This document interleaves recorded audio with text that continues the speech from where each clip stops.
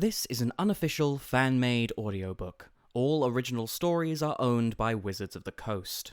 If you are enjoying these stories, please consider subscribing to my Patreon over at patreon.com/voxoraculum for some special patron-exclusive content. Thanks. On with the story. "I don't know why I'm here," said Maraf, taking another sip of tea. "I don't need tutoring, and definitely not from another student. No offense." "None taken," said Dina, her eyes trained on the notes left by Professor Tivash.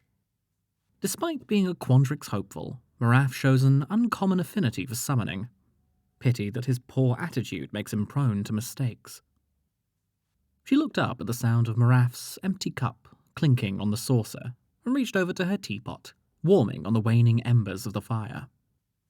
Normally, fires wouldn't have been possible in the Sedgemoor Bayou due to dampness, but Professor Willowdusk had enchanted this space to be an ersatz office for Dina's tutor duties. It suited Dina. She preferred the buzz and bubble of the bayou to a stodgy lecture hall in Widdershins. "More tea?" Dina offered. Maraf held out his cup. "Thank you," he said, taking a swig after it was filled. "It's possible Professor Tivash has a vendetta against me. I'm definitely his best student. Why else has he not placed me in his advanced classes? Dealing with other first years is like being in a room full of babies." "Needs focus," read Tavash's final note. "Requires proper motivation to maximize potential." Dina refreshed Maraf's cup again. "You have real talent as counselor," said Maraf, eagerly downing the amber brew. "Magic isn't for everyone, and my keen instincts tell me you're better off pursuing other avenues." Dina topped off Maraf's cup one last time. "This is fine," she thought.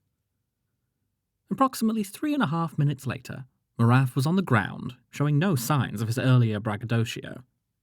"I'm dying," he wailed. "Don't be silly," said Dina, standing over him as he scrounged for ingredients. "Spiders coming out of your ears is hardly deadly." She thought about it for a second. "Unless they're venomous. Are they venomous?" "Aren't you supposed to know?" Maraf squealed. "I'm fairly sure they're not," she said. "Fairly. Anyway, you remember what you're looking for?" "Mugwort and lannyfern root." "Very good," said Dina. She stepped back to allow Maraf some space. Despite his infantile sobbing, she was sure that, at the very least, he wasn't going to forget the antidote for Atacop charm anytime soon. "While you're doing that, I'll schedule our next session. Next week? Same time?" Dina ran her hands across the smooth walls of Widdershins Hall as she walked through its corridors. The main hall for each Strixhaven college endeavoured to embody the college's mission, and in this, Widdershins succeeded wildly. At least, that's what most students at Witherbloom College were led to believe. Life and death. Growth, rot, and rebirth. Dina wondered how many Witherbloom students were aware that the trees housing their classrooms and sleeping quarters were not only alive, but listening as well. Dina entered the laboratory, where the deans of Witherbloom College, Professors Lizette and Valentine, gazed into a crucible being heated by a floating blue flame. "It's not working like you said it would," spat Valentine.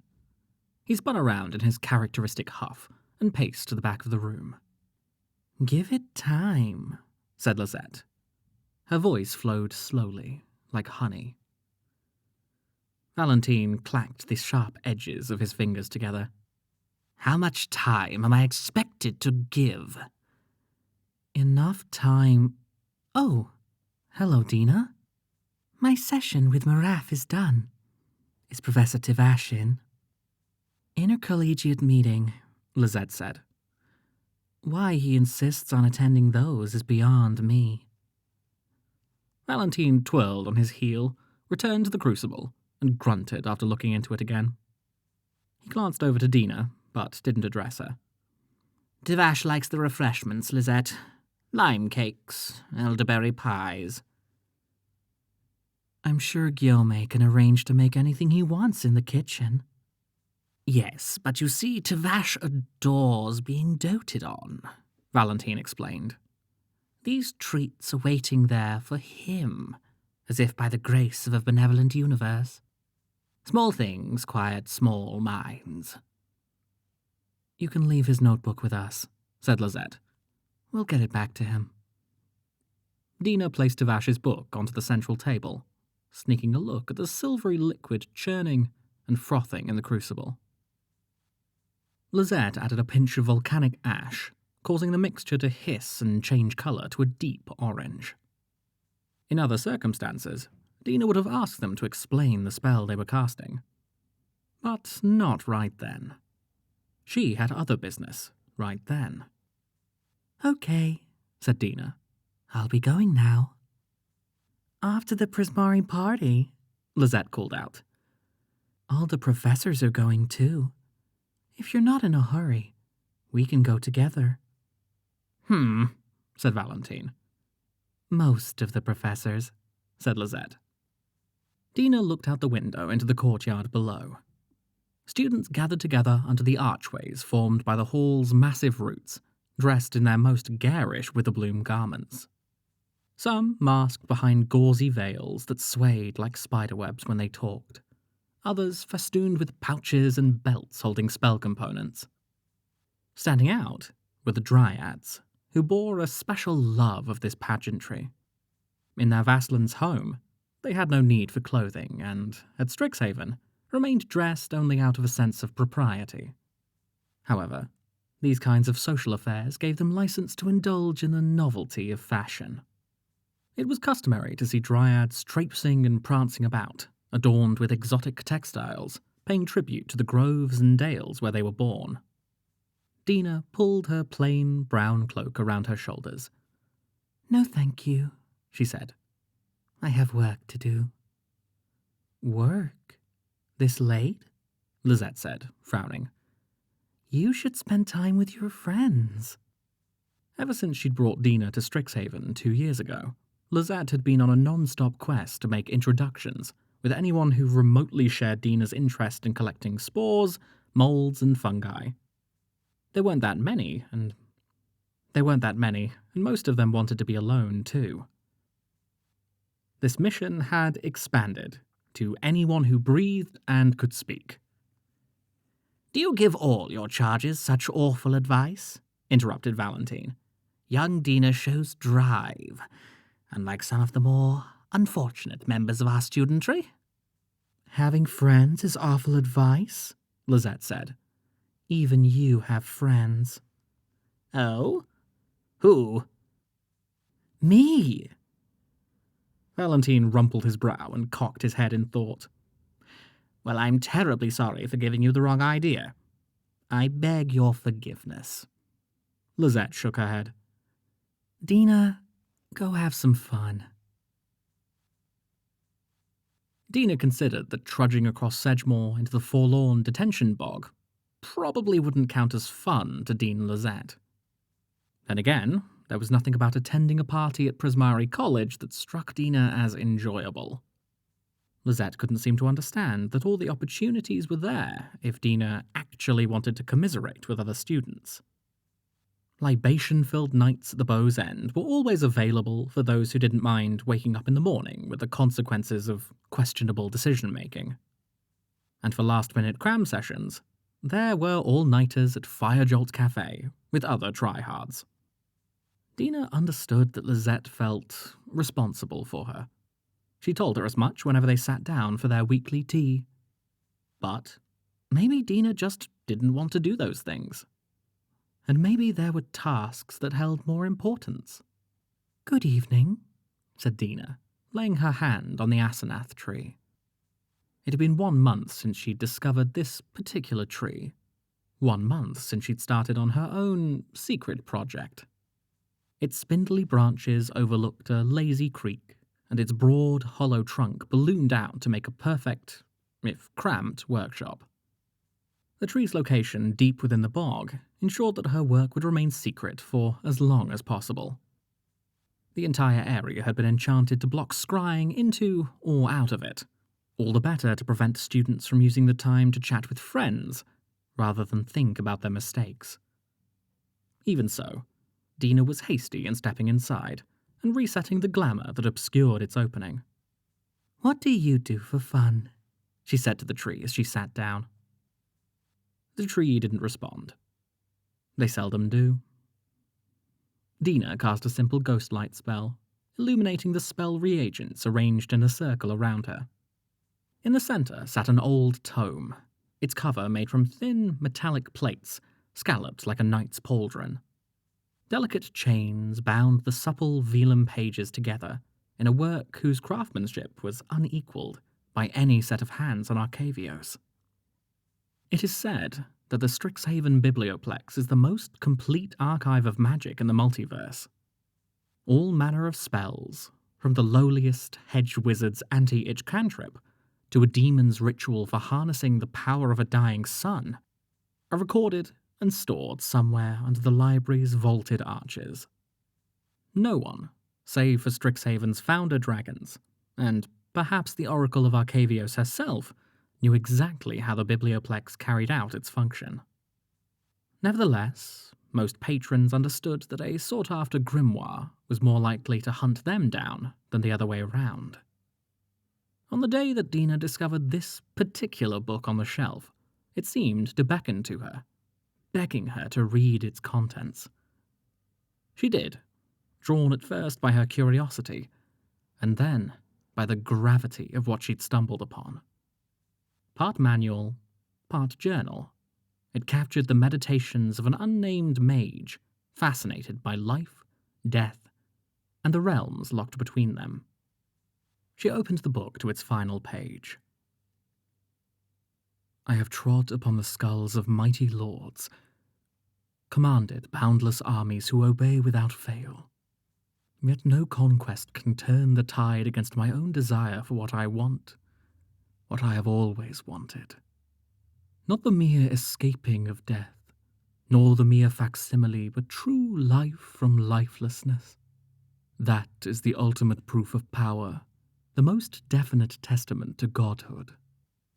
I've been told by those who deemed themselves wise that the most anticipated ends are sweet only so long as they remain unattainable.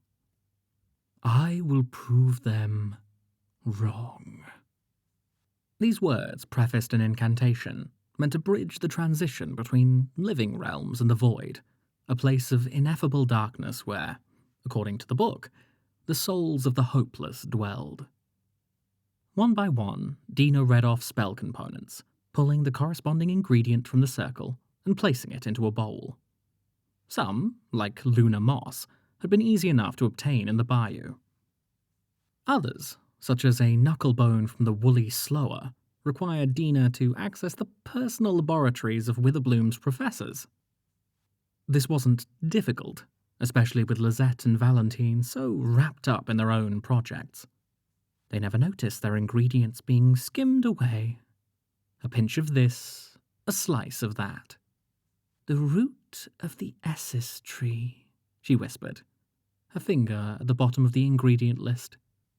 No plant on Arcavios bore the name Essis, nor did any leaf she knew of resemble the delicate, feather-like shape drawn on the page. For weeks, Dina searched fruitlessly. Perhaps Essis was an archaic name for another species of plant. Or the drawing was not as accurate as it could have been. These inquests all led to dead ends, forcing her to concede that there were no Essis trees in Arcavios. What about obtaining it from places outside Arcavios? Dina shifted her research to arcane rituals that, theoretically, could enable travel from one plane to another.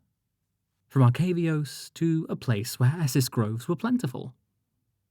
Without fail, these spells were almost impossible to understand, far above her ability to craft, and promised painful fates worse than death.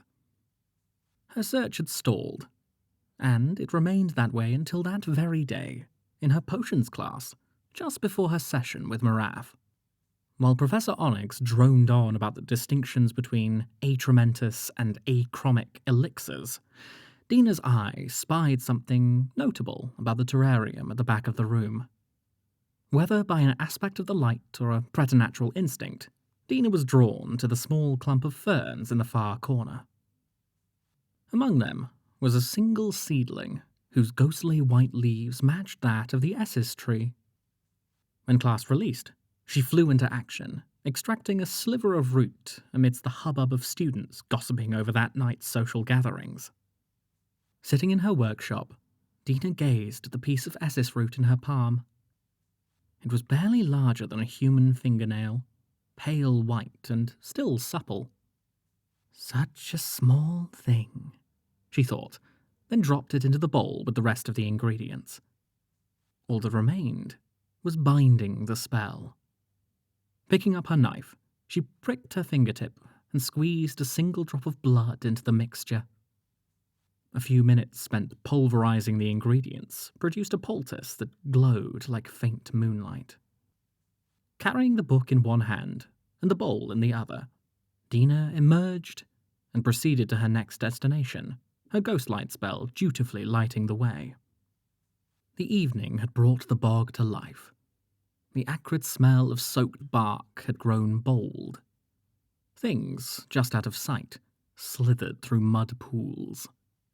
The shiver of wet leaves overhead told her she was being watched from the branches above. She recalled nights like this from when she was younger, quietly glorious, but tinged with an impending sense of doom. When the brittle blight came for her glade, like it had done for many across Arcavios, few noticed its effects. Those who made the glade their home began to fall prey to a subtle yet persistent melancholy. Over years, its grip quietly tightened, stealing dreams and replacing them with despair. As minds were overtaken by misery, bodies followed. Animals lay down and never rose again.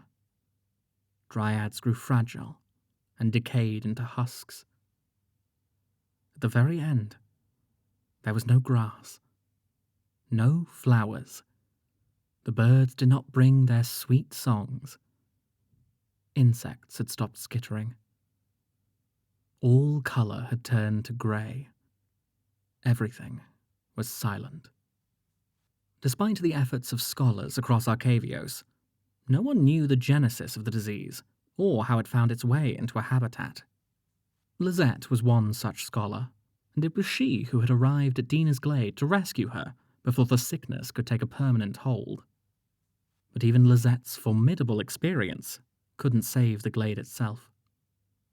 Now, Dina potentially had the ability to change that, though it wouldn't be easy. Dina followed the creek to a den of twigs and mud where a family of pests made their home. Most Witherbloom students merely tolerated the pests. They couldn't avoid them completely. Pests were an incredible source of magical energy.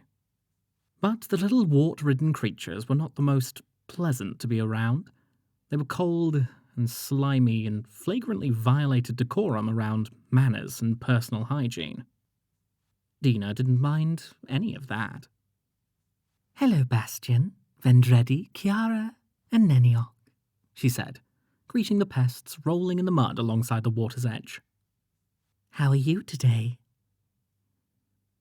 The pests, much like the trees, rarely answered direct questions, but they did flop around, splashing mud onto Dina's cloak. "I'm here to ask you for a favour," she said. "I need you to take a short trip for me." There was a tug of anxiety as she applied her poultice to the pests, 10 in all, who gathered around her. They trusted her, perhaps loved her in their own way. She stroked Neniok, named for her glade sister who had passed years before. The pest burped and licked Dina's hand. "If I succeed, you'll be back here, like you never left." She placed the spellbook on the ground, and on each pest she traced a spiral, the symbol of all life radiating from a unified point. Then she began to recite the words. The first few syllables were easy enough to announce. The subsequent words, however, brought with them a sensation like a dull mallet tapping on the inside of her skull.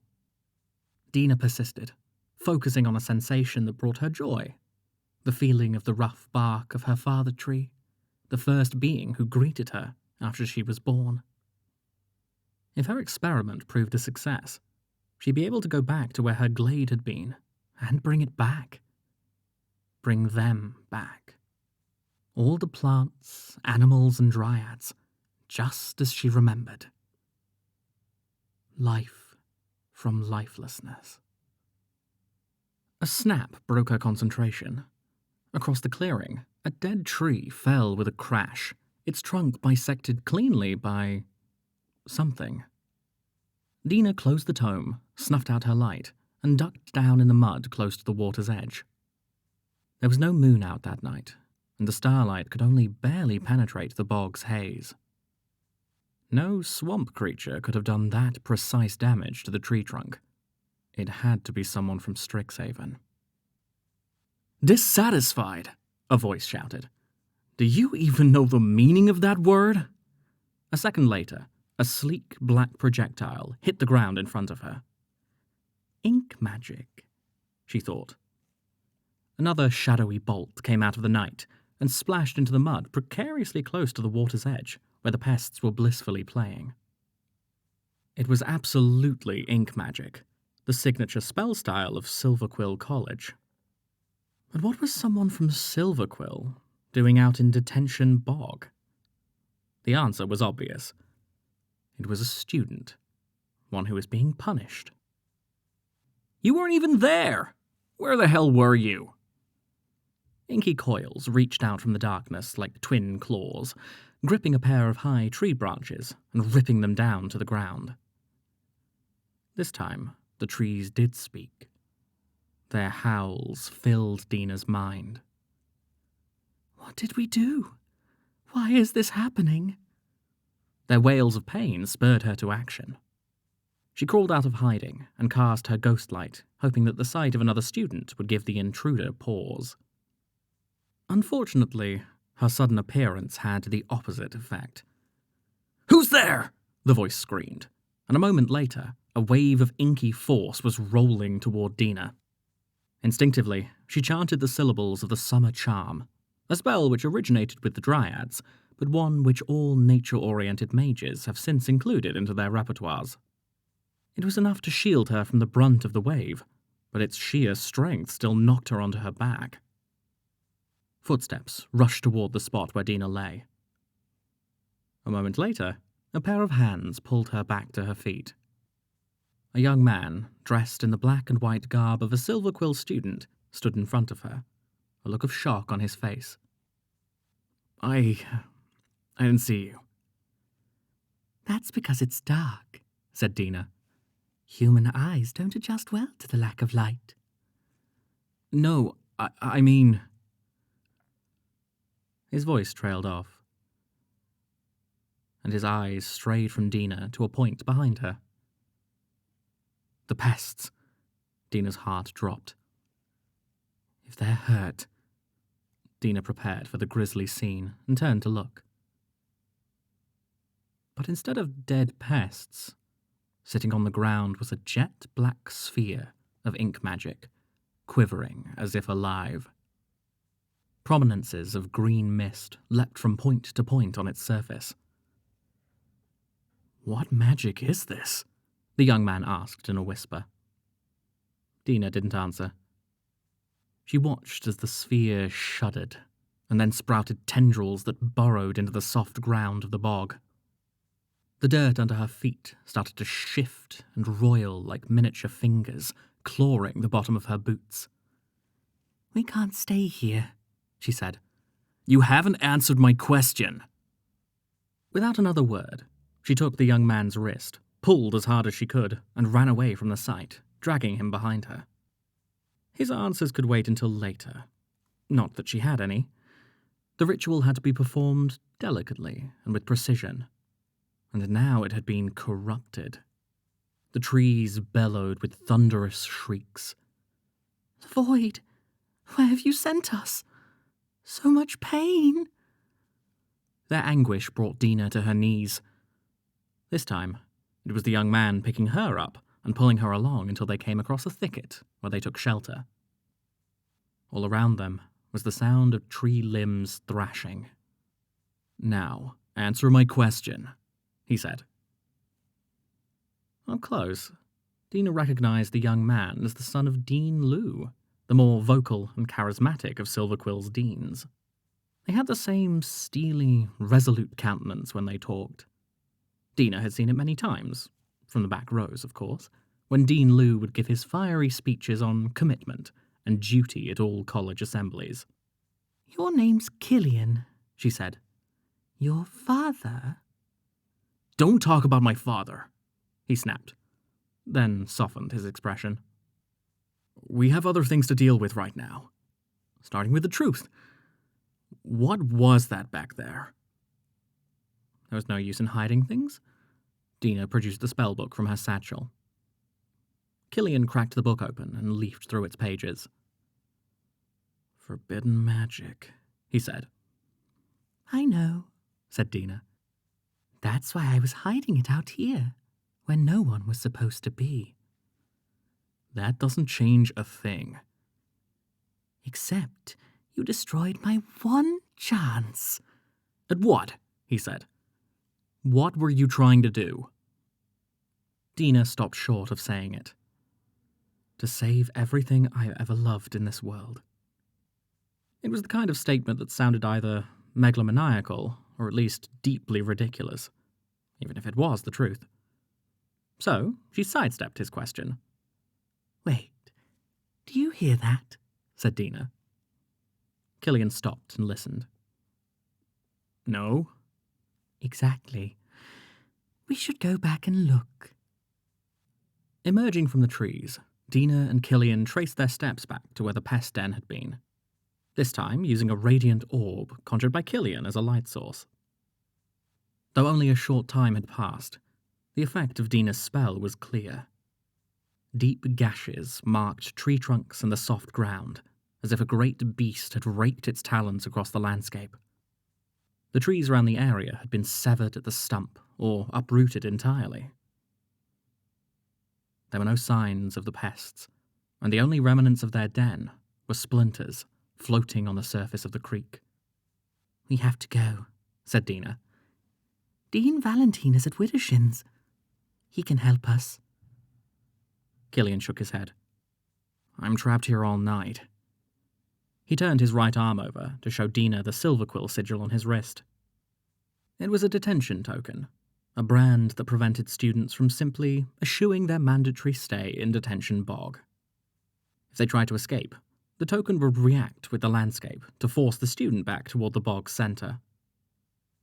That's what I get for letting a Prismari player steal my inkling from right under my nose. I cost my team that point, and Silverquill lost the Mage Tower match. That's my father for you. He gave you detention for a game. No, he gave me a detention for not applying myself, he said. You should go back. I can handle myself. I'm not leaving you out here alone. Then help me fix your mistake. Our mistake, said Dina. Remember that part with yelling and the careless spellcasting? Ugh, fine, Killian said. He pointed to a patch of ground at the far end of the clearing. A fresh trail strewn with battered branches had been blazed through the bog. It's moving. I'll lead the way. You do know that if something attacks us from the front, you'll likely be hit first, said Dina. Sure, but... So, it's not in your best interest to be in front of me, nor is it in my best interest to have the light source so far ahead. What if we get ambushed from behind? She motioned to the width of the trail. We can walk side by side. Doesn't that make more sense? I was just trying... Never mind. Spellbook in hand, Dina skimmed pages as she walked. The ritual was clear in its intent. As pests were repositories for magical energy, her professors conjectured that their essences were as primordial as elementals, that they may have been related to every living thing on Arcavios. One of the simplest spells taught to all Witherbloom students drew forth the magical essence of a pest, converting it, body and soul, into pure magic. The ritual from the book promised a conduit to harness this magic and convert it back into its original living state. Back here, like you never left. "Find anything?" asked Killian. No, Said Dina. There were no unbindings, no counters included with any of the spells inside. it's almost like the mage has been trying to do the same thing again and again. Raise the dead?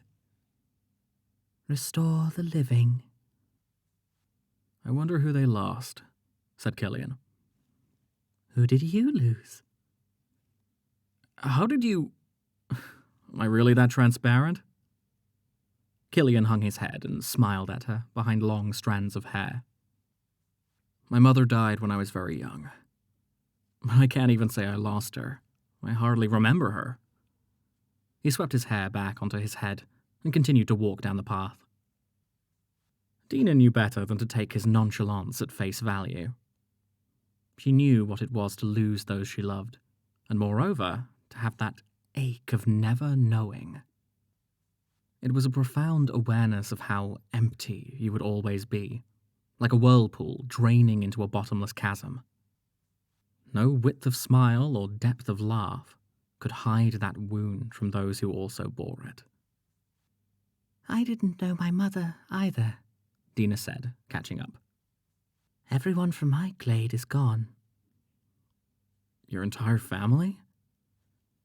Dryads don't have families, Dina explained. At the end of her life, a dryad finds a tree that is similarly close to its end. She rests at its foot, allowing the earth to reclaim her body. And, eventually, a new dryad emerges from the tree, knowing nothing but her name. The same one as her mother's. We don't have parents like you, but we still have community. Our glade sisters, and all the plants and animals. But they're all gone. Yes. When the blight comes, few are spared. They continued to follow the trail as it widened into another clearing. As soon as they stepped foot into it, a low growl emanated from a patch of bushes a short distance away. Is that it? Said Killian, his hands ready to direct an inky bolt toward a threat. No, said Dina. She sniffed the air. It's a vine clinger. What? How do you know? Musk lemon. It's what they eat. It gives them their smell. Killian breathed in. Is that what that stink is? Lumbering out of the bushes was a hulking creature whose features, other than its powerful arms and large black claws, were obscured by tufts of long, stringy hair. As soon as it spotted them, it tried to roar, but its bellow came out as a pained gurgle. It's hurt, said Dina, pointing to patches of blood on its hair. We need to help it. That's a wild animal. I know. Though she'd wanted to approach the vine-clinger in peace, Killian did have a point. Its gait was unsteady, and its movements were sluggish. Any sudden movements would rattle it. Even a weakened vine-clinger could break every bone in hers or Killian's body with a single swipe. Back me up? Killian nodded. It's okay, Dina whispered, walking forward slowly. Let me help. She placed her palm onto the beast and chanted an incantation to quell the magic invading the vine-clinger's body. But the corruption was too strong for her to uproot. Dina doubled her efforts to eject the infection. But this only caused the vine-clinger's massive arm to tense, eliciting a howl of pain. It swung out at Dina, with its claws extended. Acting quickly, Killian pulled her away with one arm. With his other arm, peppered the vine-clinger's face with barbs of ink magic. It wailed, stumbled backward, and fell onto its side, lying motionless, save for its laboured breaths. Killian helped Dina up, and together they approached the beast. Black wisps of Killian's magic wafted off the vine-clinger's body. Dina knelt down and brushed away clumps of bloody hair from the vine-clinger's face. It whined and moved its eyes to follow her movements. I need to know what you saw, she said to the beast. Is it? Killian started to ask. My magic isn't strong enough to heal it, Dina said quietly. She placed the back of her hand to the vine-clinger's forehead. Communing with flora came naturally to dryads. That's why they made perfect nature wizards. But establishing rapport with animals was much harder. Dina began to concentrate by imagining that she was floating down a long, dark tunnel. Upon reaching the end, she found herself looking down onto the clearing from the treetops, the world through the vine-clinger's eyes. An abrupt snap of a twig caused her vision to refocus onto a creature creeping into the clearing below. It moved like a great worm, gouging a path in the soft ground. As it moved, it took earth, rotten vegetation, and half-devoured carrion into itself to grow in size, strength, and speed. Dina could only watch as the vine-clinger bounded from branch to branch to confront the creature. Once on the ground, the vine-clinger sprinted toward it and sunk teeth and talon into its body. Dina tasted the dirt on her tongue, felt fragments of bone crack between her teeth. The intruder's counterattack was swift. From its body, long black tendrils emerged to impale the vine-clinger and batter it against the trees. Dina experienced every shred of physical pain that the vine-clinger had endured, its confusion at being tossed around like a leaf in a gale. Ultimately, the creature discarded the vine-clinger in the brush, content to proceed on its way. Dina let go of the vine-clinger, her whole body aching from phantom fractures and lacerations. It's headed northeast, she said, steadying herself. Towards Sedgemoor. Towards school? Maybe it's drawn to magical energy. Or it's looking for a purpose, said Dina. It was just born, and it doesn't know why it's here or what it has to do. Like a giant murdering baby? Our giant murdering baby.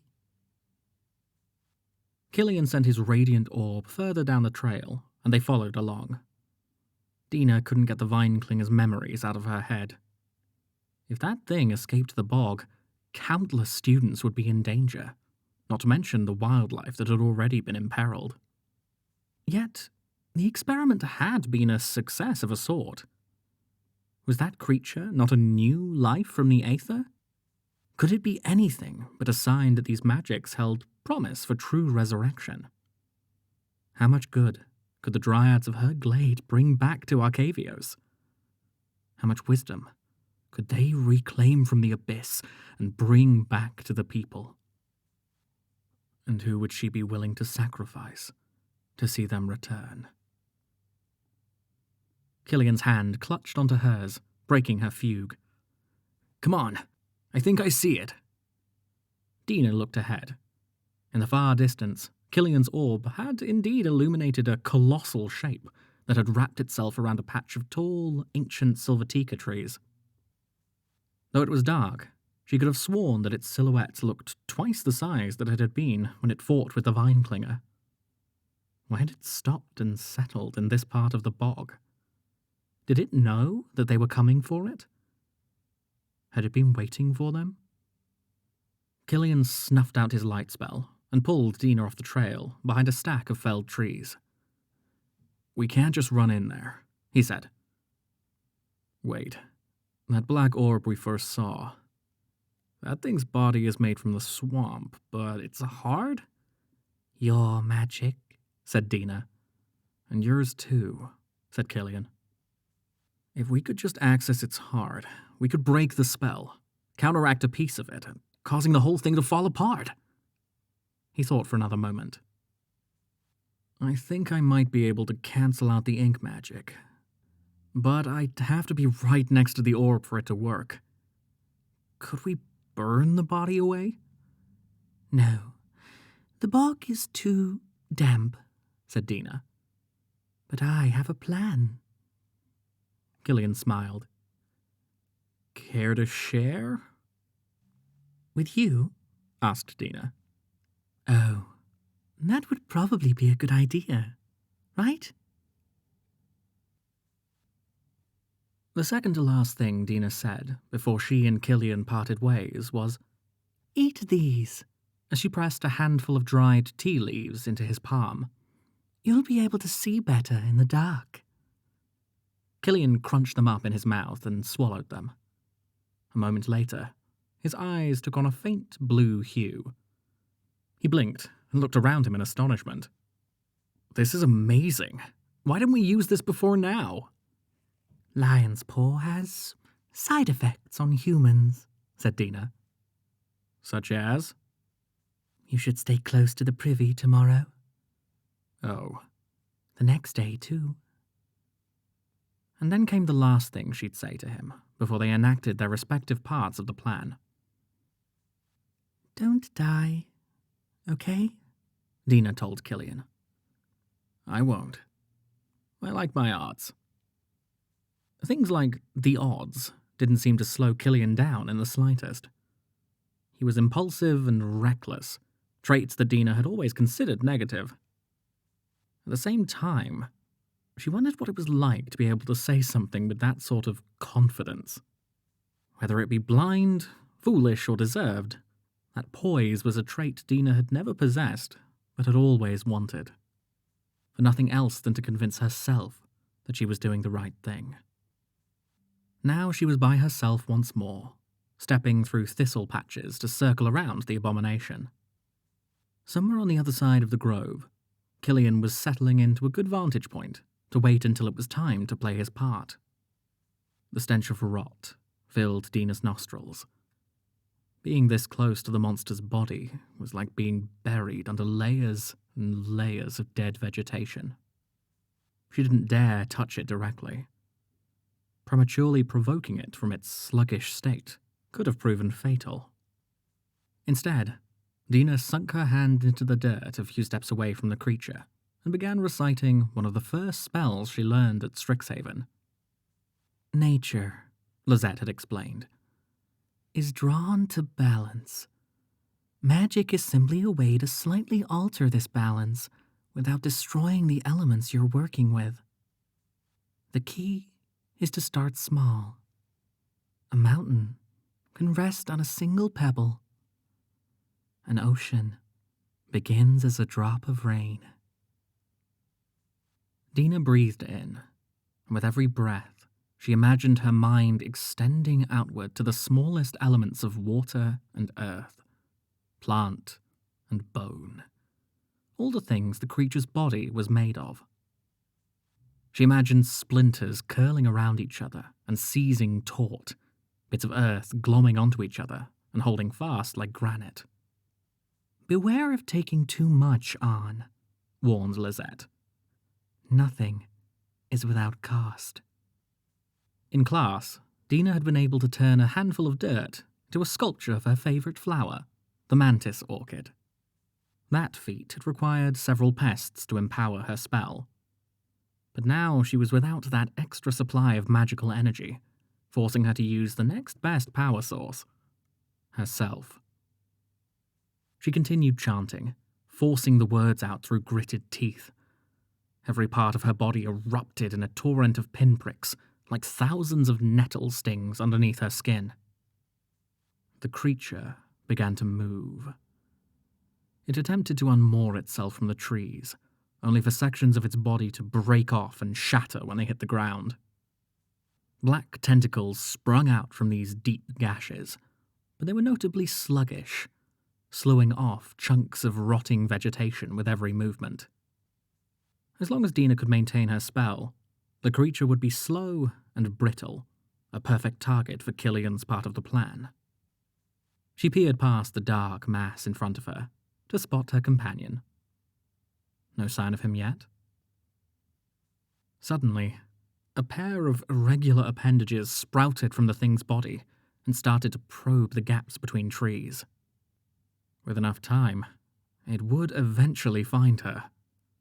That is, if her own spell didn't kill her first. "I don't apply myself, huh?" With Killian's yell came two sickle-shaped blades of pure ink magic slicing into the body of the creature. Debris sprayed off its body. "Maybe you just can't accept who I am." Two more bolts sailed out from the darkness to cleave off more of the creature. Their plan was working. All he had to do was work his way to the monster's core. But he had to be quick. Dina's chest felt like it was being pierced by 1,000 flaming swords. "You're so self-righteous." Killian leapt up onto a fallen log and let loose another bolt of ink magic, this one taking the shape of a hammer, which he hurled directly at the monster. More of its body broke off and shattered. "You're always willing to tell others they're not worthy. Not right for your school." He flipped off the log. "This is not your school. This is our school." Killian spun around, conjuring an inky blade extending from his arm and bringing it down onto the creature. Dina had never been to a Mage Tower game. Did all the players move as fluidly as Killian did? His actions formed an exquisite pattern, a dance as dazzling as it was forceful. Unfortunately, Killian's final maneuver had brought him too close to the creature. Close enough for it to shift its mass and rake him across the chest with a pair of shadowy claws. Killian! Screamed Dina, as she watched him crumple to the ground. She broke her spell and ran to Killian's side, dodging a flurry of blows from the monster. Dina dragged him away from the creature, to the foot of the nearest tree, and spoke an overgrowth enchantment aloud to compel the tree's roots to wrap around him. Then, she stood up and turned to face down this adversary of her own making. The creature's body shuddered as it shook off the effects of Dina's petrification charm. It reared far above her, showcasing an immense maw of splintered bone on its underside. And then, like a great tidal wave, the creature crashed down upon her. Dina stood amidst the tall reeds that tickled her nose. Water caressed her feet up to her ankles, and the cool mud snuggled her toes. The scent of sweet citrus permeated the air, prompting her to take a deep breath. Home. "You've always loved strawberry season," she heard someone say. To Dina's left, from beyond the tree line, stepped forth a figure that was both alien and intimately familiar all at once. A tall, beautiful dryad who almost seemed to flow through the air. The tips of the branches crowning her head were black and cracked. Her skin had turned from green to a lurid assortment of russets, ambers, and mottled greys. "You recognize this place," she said, stroking the tree next to her. There was no way Dina couldn't recognize it. This was her glade, and more specifically, the tree she'd crawled out of when she was born. All the details were as she remembered. Perfectly so. Too perfect. "Are we really here?" said Dina. "Does it matter, love?" said the dryad. "This is what you've desired, is it not?" "It is," said Dina. "Everything as it was before the brittle blight. I want me," said the dryad, sitting down at the foot of the tree. "Once you start asking for the improbable, the impossible doesn't seem so out of the question." Do you know how long I've wanted to talk to you?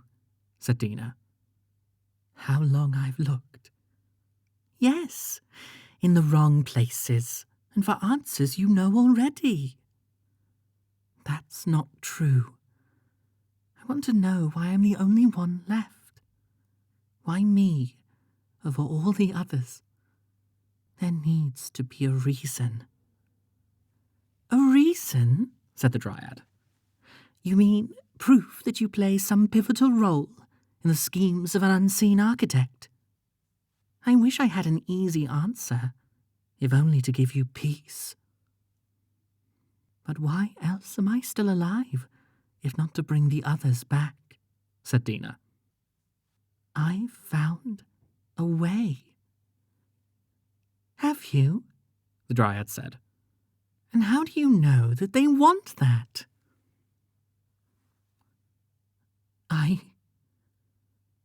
Dina searched for a rebuttal, but found herself without words. For so long, she'd held on to her fading memories of home, and later coupled them with a determination to rescue all that she'd lost. Clinging to that wish had been enough to help save her own life. In time, it defined what she stood for, who she was. But what if it was wrong? A violation not only against nature itself, but also the very ones she wanted to save. Then, what am I supposed to do? You can help those who need it right now.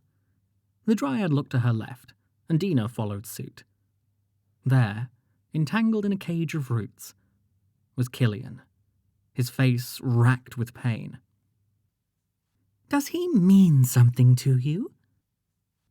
We've only just met, said Dina.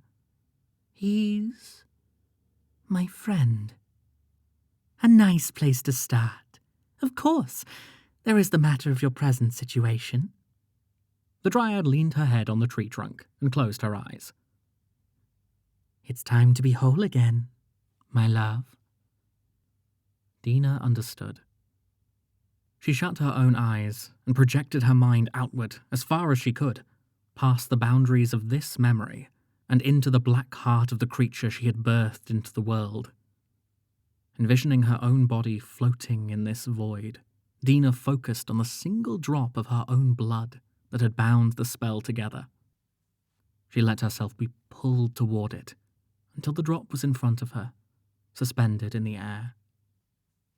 She reached out and touched it with her fingertip, the sensation of sharp teeth creeping up her hand. Suddenly, her entire arm felt like it had been plunged into a sea of ice. The chill raced up her neck to her face and into her nose, eyes, and mouth. Then she was falling. Falling endlessly. Falling forever. Dina gasped for air and flailed her arms out at the dark shapes cast upon the wall. Grasping her bed covers, she took stock of her surroundings. Gone were the environs of Detention Bog, replaced by the soft golden light radiating from a lantern set on the bedside table. Dina recognized this long room as the infirmary at Widdershin's Hall. Alongside Lizette, she'd attended to bedridden students as part of her lessons on advanced healing. Sitting on a chair, a short distance away from the bed, was Dean Valentine, who stared at Dina from under the hood of his cowl. I was too hasty in complimenting you earlier, he said. Where? Killian is recovering. He's recovering in his own room, said Valentine. How did I get here? The boy is tenacious, dragging you all the way from the bog with a festering wound. Not to mention a particularly nasty case of lion's paw poisoning. What about the bog? You're referring to the forces you've been meddling with, he said. Rest assured, if there was still a threat to students there, you wouldn't be here right now. You would be dead, as would young Mr. Lou. Valentine knew everything. And surely Killian would have been obliged to tell the Silverquill Deans all that had gone on in the bog from his point of view. Dina, on the other hand, was sure that her time at Strixhaven had come to an end. She knew why she had made the choices she made. She just wished there had been a different outcome. Then again, perhaps that was the only way she would have learned to let the past rest. A cost paid. I know you're disappointed, said Dina. I didn't mean... Valentine sighed. Disappointed? In truth, I'm very unsurprised. None of you students ever mean for things to go badly, especially when they do. As soon as I am able, I'll take my things and leave. Dina leaned onto the side table to get out of bed, but pain shot through her body, forcing her back down. You do know that this is an institution of learning, eh? Said Valentine. I trust that you have learned something this night, that you are the student, and we are the instructors. We painstakingly assemble lessons, and you follow them to the letter. Venturing outside of that dynamic is fraught. Such a lesson will be valuable in your future coursework. So, I can stay? He grunted. Above all else, Strixhaven is a place for new beginnings. Often that comes in the form of second chances. None of us are faultless, Miss Dina. He paused and clacked his fingers together. And I am among the last who deserves to chastise others for their missteps. Professor Seraphina Onyx blew air at the flame, causing it to dance. At the beginning of the night, the candle on her desk had stood tall and solid. But by the time it had melted down into a nub, she had only graded a handful of her students' exams. How long had it been since she herself was subject to the judgment of an instructor? Lady Anna had been a strict mentor, one widely recognized for her prowess in the healing arts. And what did that get her? A husband who left, children who shunned her, a swift end at the hands of a patient charged to her care, and worst of all, being utterly forgotten.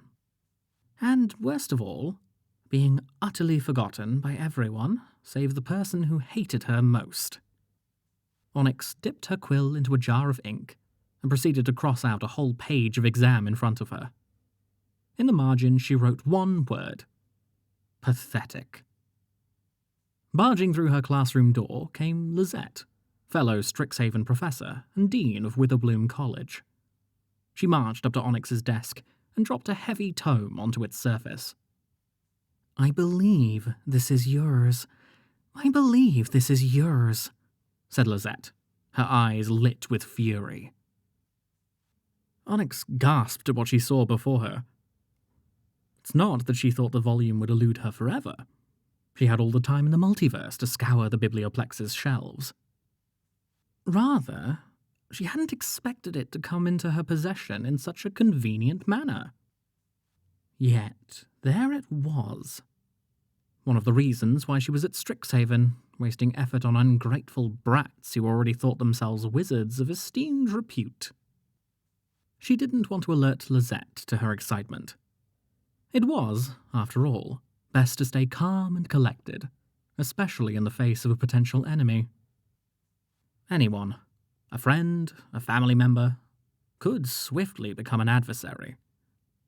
Onyx had learned that too well and too often.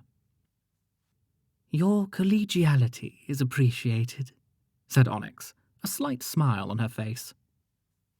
I know who you are, what you are, Lizette threatened. And I'll die before I stop trying to get you as far away from this school as I can. Professor Onyx sat back and danced her fingers across the book's cover. That can be arranged, Professor. Without another word, Lizette stormed out, leaving Onyx alone with her prize. She flipped through the book, occasionally pausing and reading over the contents to reminisce. She remembered the names of those who volunteered as her test subjects. If not in life, then assuredly in death. Onyx stopped on the final page and read over the spell. It, like all the others, had been a failure. Life from lifelessness. With her fingertip, she traced the outline of the Essis leaf, caressing its edges like the cheek of a long-lost love. A black rot spread outward from where she touched it, consuming all the pages in the book, leaving nothing but the chains that had bound them. A special thanks to all of my patrons, especially Thomas E. and Owen Griffin. Thank you for listening and for your continued support.